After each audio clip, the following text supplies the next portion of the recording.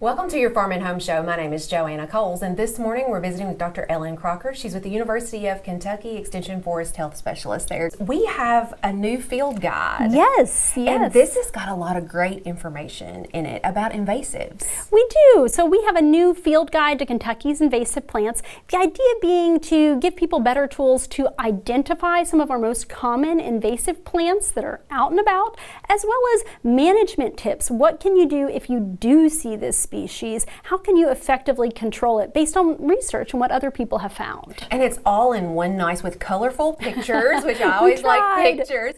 But you know, a lot of times there's some heavy hitters in here, some very difficult to control invasives, but knowing how to identify those is probably the most important thing.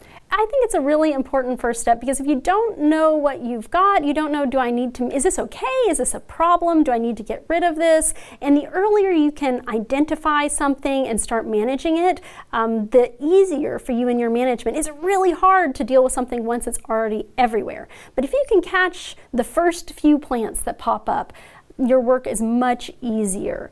And this book goes through the different types of invasive plants that we might see in Kentucky, from our tall trees to our shrubs to our vines to our little wildflowers that you might not think anything of, but they can take over and spread. So we try to guide readers through the different types of invasive plants they see. Now, there are so many plants that can be invasive in Kentucky. It's not going to have every single one of them, but hopefully some of the most common plants that people might run into. And I think people might be surprised, because usually you know the invasive that you have to deal with, right? But it's important to know what might be out there so that you can really kind of catch that. If something does pop up that looks a little different. Oh, that's so true. And depending on where you are in the state, different plants will be more problematic, or even in the same area. If you're in a drier spot versus a wetter spot, are we talking about in the woods or in an old field on the side of the road? You're going to have different plants that really gravitate to those different environmental conditions. Some that really like the wet soils, some that need full sun. And so, yeah, it can be hard to know what's going to be a problem everywhere.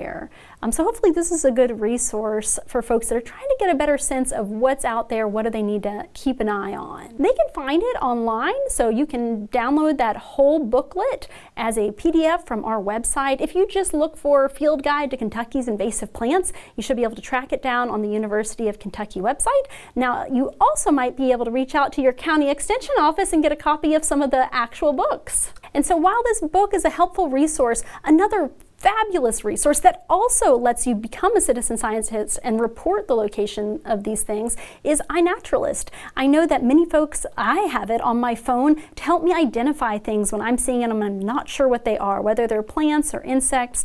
I can snap a quick photo and it'll give me a recommendation of what it thinks it is. It's not always right, you know, it's the internet. We take it with a grain of salt, but a really good starting point. But that same tool will then record the location of that species, and other people can see it on a map.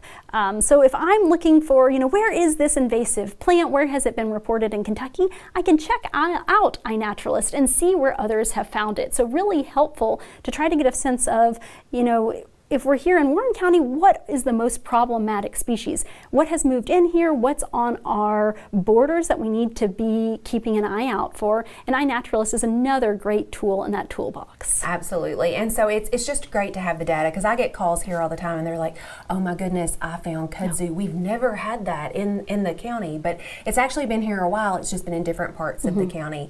But if we can kind of capture where it is, it gives us better information and better data for you guys to know what programs to do and what great tools to develop, just like this field guide. Well, unfortunately, with invasive plants, you can be pretty sure that we're going to get new ones in the future, whether we want it or not. Those invasives are really good at moving to new locations, either on their own, through us, or hitchhiking with birds. So we're going to be seeing new invasives. Even if you've got this situation down, there's always going to be something new in the future and important to stay on top of. All right. Well, Ellen, certainly appreciate the information. And if you would like to get a copy of that, if you're having trouble finding it on the internet, you can always contact your local extension office, or we have some hard copies here available at the office, and you can contact Kristen or I and get your very own copy. We appreciate you watching the Farm and Home Show and hope you have a great day.